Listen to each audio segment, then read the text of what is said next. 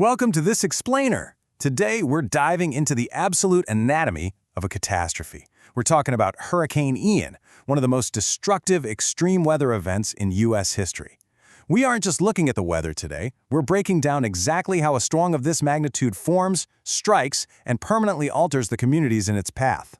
So what actually happens when one of the strongest hurricanes ever recorded hits the United States directly?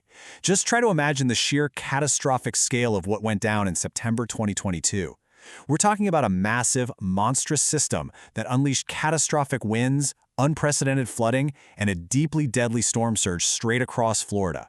To really wrap our heads around the magnitude of this event, we've got to go back and look at the story from the very beginning. Part 1. The approaching threat. You see, Hurricane Ian didn't just appear out of nowhere overnight. It actually started off relatively modestly, as a tropical storm down in the Caribbean Sea. But the danger multiplied, and it multiplied fast. As this system moved over unusually warm ocean waters, it rapidly strengthened. It was basically using those waters as high-octane fuel to transform into a massive Category 4 hurricane. Soon enough, meteorologists were blaring the alarm bells. Florida's Gulf Coast was sitting directly in the crosshairs of this incredibly dangerous storm, forcing millions of residents to scramble and prepare for urgent evacuation.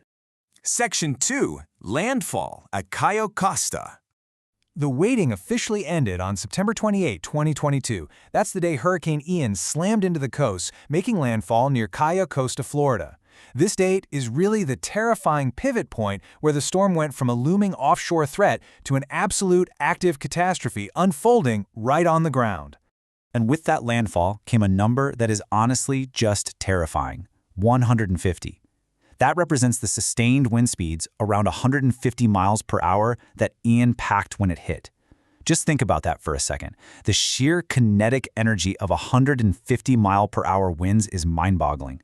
We're talking about a force strong enough to literally rip homes completely apart, snap countless power lines like twigs, and completely uproot thousands of deeply anchored trees all across the region.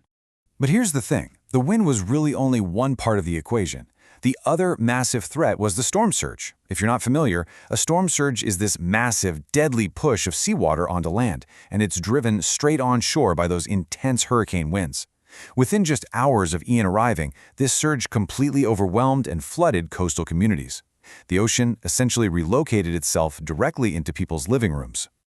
Which brings us to Section 3, a trail of devastation. The immediate aftermath painted an incredibly vivid, deeply chaotic picture. We had entire neighborhoods completely swallowed up by rising floodwaters.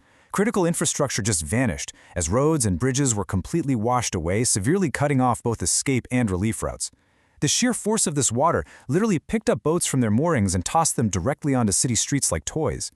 And right in the middle of all this unbelievable multi-layered chaos, emergency crews were working completely around the clock. They executed thousands of desperate rescues as the waters just kept rising. To compound all that chaos, we have to look at this number: 2 million. Over 2 million people lost their electricity. This really highlights the unbelievable scale of the infrastructure failure here. Try to imagine being trapped in your home by rising waters with zero power, totally in the dark, and your communication lines completely severed. That wasn't a movie script. That was the terrifying reality for millions of people. Let's move to Section 4, the enormous cost. Now, we saw this exact number just a few moments ago when we were talking about wind speeds, but here it represents something infinitely more tragic. More than 150 people lost their lives to Hurricane Ian. When you strip away all the meteorology and the infrastructure talk we've been doing, this right here is the ultimate, incredibly sobering cost of this kind of extreme weather. On top of that, thousands of homes and businesses were absolutely destroyed. It's so vital to remember that behind these cold statistics are thousands of ruined livelihoods, families who lost everything, and communities that are going to take years, maybe even decades, to fully recover and rebuild. When you finally tally up all of that physical destruction, you arrive at a truly staggering financial figure, an estimated $100 billion in damage. $100 billion. That massive price tag unfortunately cements Hurricane Ian's place in the record books as one of the costliest hurricanes in United States history. Section 5, Legacy and Lessons Learned. Look, Hurricane Ian starkly highlighted the rapidly growing dangers we face from extreme rainfall and these incredibly deadly storm surges. But the silver lining is that in response, we're seeing some truly vital, renewed efforts across the board. Because of what happened with Ian, there is now a massive push underway to fundamentally improve evacuation planning, to enhance how our emergency response tactics work, and to build much better coastal resilience. We are learning the hard way that we absolutely must adapt our infrastructure and our planning to match these growing environmental threats. Ultimately, Hurricane Ian is going to be remembered as one of the single most destructive storms ever to strike the United States.